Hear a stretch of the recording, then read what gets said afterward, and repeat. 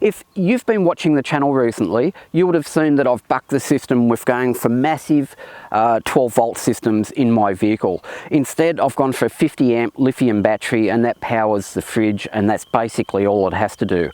Today, we're going to add a small inverter to it, a Victron 250 watt, and let's have a look at what it'll power and if it'll charge my e-bike. So stay tuned.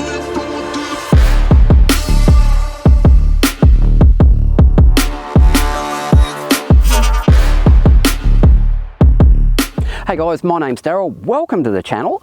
We're at Cat Eye National Park today, which is on the outskirts of Sydney on the banks of the Hawkesbury. You can camp here.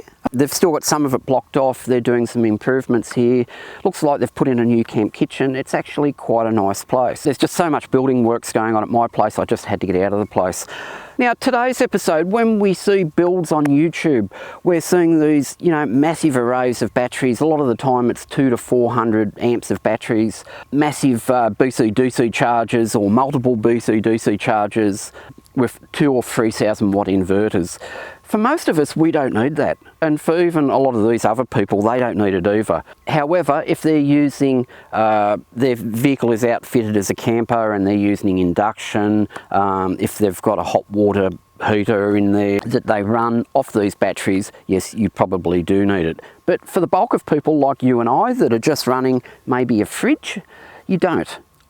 To recap my setup, I've got a 50 amp lithium battery that's connected to a Redarc 1225 BC-DC charger, and it'll output a maximum of 25 amps. No matter what you put into it. I've got a small solar blanket, a Lensun solar blanket on the bonnet of the vehicle, and that just gives, it's an 80 watt solar blanket, it's quite small, and that just gives it a constant trickle when the sun's out. With my fridge, it's a 30 litre fridge, it's an Angel fridge. Really happy with the 30 litre Angel fridge, by the way. And in the heat of summer, when it's 40 degrees, I probably get maybe 2.5 days with the fridge running constantly. We're at the start of winter now, where temperatures have rolled back to 22, 26 maybe, and I'm seeing 5 days use of the fridge with the vehicle just parked up. However, if you're parked up, I've bought a 300 watt solar blanket, mainly for the camper, but it can be used on this, and I've added a separate Anderson plug so I can just plug that in. Now, the inverter that I've purchased is a Victron Phoenix 12250. All the reviews I've seen of this say that they're a great inverter. I can't find a review of the 250, but this overall Phoenix line that they have is supposed to be quite good. They also do a 375 watt output and a 500 watt output, and then it jumps to 1,000 watts. And as you're going up, prices just rise. With connecting this up, negative and positive from your battery, what I've done is I've just put in on my iTech World 50 amp battery, it's got 2 Anderson plugs, and I'm using one as an input and one as an output. On the output side that I've got the fridge connected to, I've just put a Y piece, so an Anderson plug from one Anderson plug to 2. And I've got the fridge plugged into one side of it and this plugged into the other. The negatives in the system all go to a negative bus bar, and my Victron Smart Shunt, which is the waterproof version, shows me all the analytics on my phone. I'm actually really happy with this system. By mixing and matching all the parts, it's worked out really well. I haven't mounted this yet. I wanted to just go over this today, and I will probably make a bracket in the vehicle and we'll mount this up.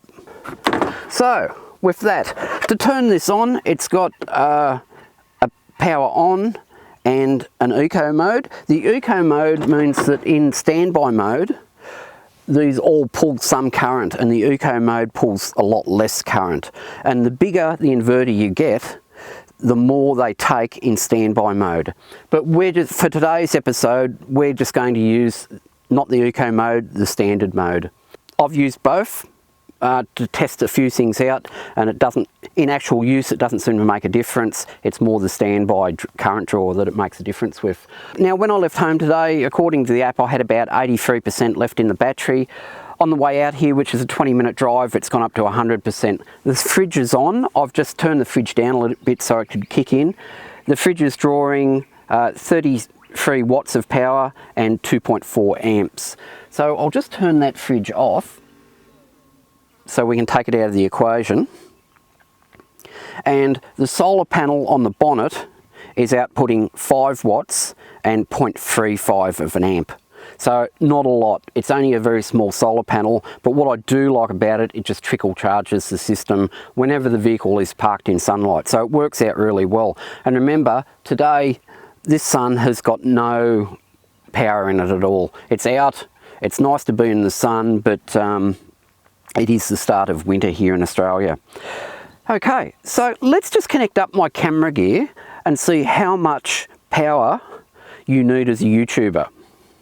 I've now connected up all of the 240 volt chargers that I use. So I've connected up the drone charger, the camera battery charger, and I've connected up the power brick that I use that stores all my GoPro batteries, and that charges up 3 at a time. And they're using 51 watts and 3.81 amps. That's it. Can you imagine how much more equipment I would need to get anywhere near to 250 watts of output of this little inverter? The one that's going to now kick it will be my laptop charger. So let's plug that in.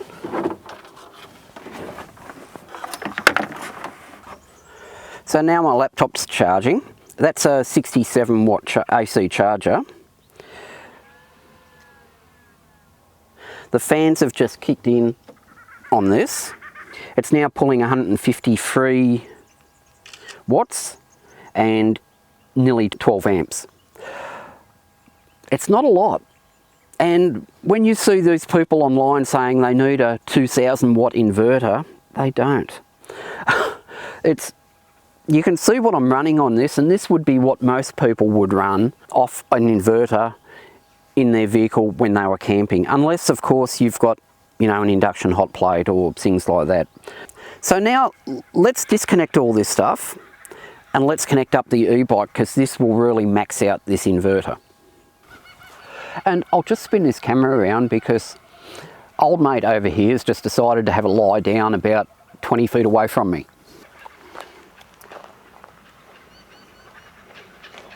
Hey Skip. Hello Skip. Now this is the charger for my Ebike. The Ebike's got a 900 watt battery in it, and I think it's got about 80% charge, but we'll have a look at that in a moment. The input on this charger is 100 to 240 volts AC at 2.5 amps and outputs 42 volts at 4.5 amps. So she's a big girl. It's going to stress out this inverter. We'll just have a look at what charge is in the battery on this. We'll put it on for 15 minutes, 30 minutes without the solar blanket, and then we'll put the solar blanket on and we'll see what change it makes. So at the moment, the Ebike has got 82% battery charge. So the charger is connected to the Ebike, the inverter's going, we're pulling out 265 watts of power and 20.6 amps. It's telling me there's 2 hours, 20 minutes left out of the 50 amp battery. We'll leave that for a short time and then I'll put the solar blanket on. We'll get some analytics out of this. So that's been about 30 minutes now that we've been charging this Ebike through the 50 amp lithium battery on the Jeep with the Victron 250 watt inverter.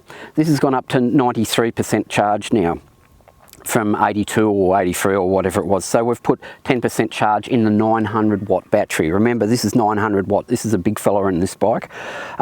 Out of the inverter, we've been pulling between 260 and 270 watts and about 21.5 amps. Throughout that half an hour, we've also been running the fridge. So the fridge has been cycling on and off whenever it's needed.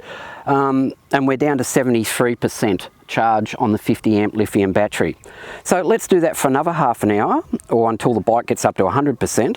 And let's plug in the solar blanket and see what happens. So this is the iTech World solar blanket. It's 300 watts. There's 5 panels and it's got these little fold up legs on the back of it that allow you to tilt the panel. It's also got a pocket at one end where you store all the cables, and the actual output for the solar blanket comes out there. And this cable comes with it. And to connect the solar blanket, I've put a red Anderson plug here. That connects to the solar feed on the DC charger. And all I've got to do is plug that in to that.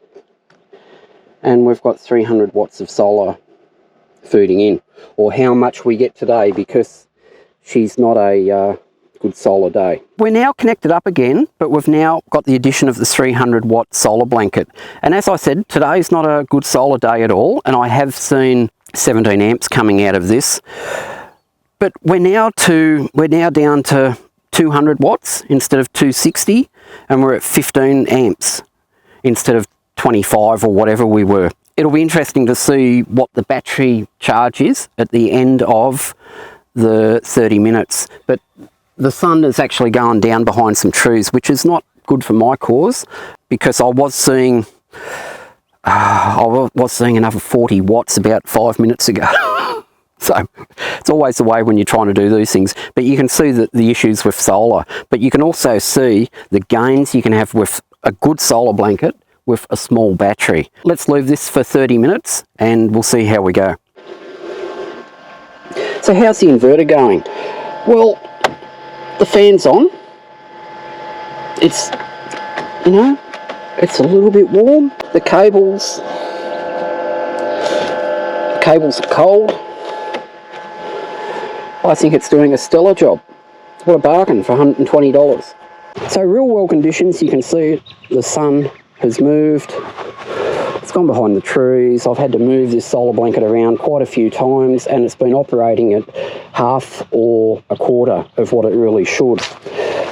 The gem of the day is this 250 watt Victron inverter. That thing, the fans have come on when charging the bike, but it hasn't got hot. The cables haven't got hot, the cables have remained cool, it hasn't clicked off, and during that time the fridge has also cycled on and off, and it's handled all of it. That thing has run for an hour today charging this bike, and the bike has got a 36 volt 900 watt battery in it, and it's taken it from 82% to 100% in 55 minutes. Where we did use 20% of the battery without the solar, we used 13% of the battery with the solar. So you've got to be happy with that. I'm really impressed. This thing for 120 bucks is worth its weight in gold. I'll just check on that battery, because it went down to 60%. Where are we? And it's now back up to 62. With this solar panel just sitting here, and it's putting 107 watts and, you know, nearly 8 amps. So it's capturing whatever it can.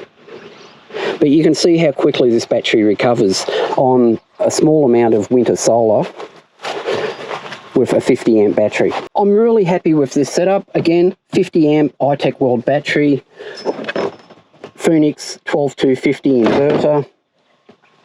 It's got a Red Arc DC-DC 1225D and a waterproof Victron Smart Shunt, so I can get my Bluetooth data out of it, and an external input for the solar blanket, and I've got this small 80 watt solar blanket mounted on the bonnet that just trickles in current. For what it's worth, it's taken me 31 minutes to get home, and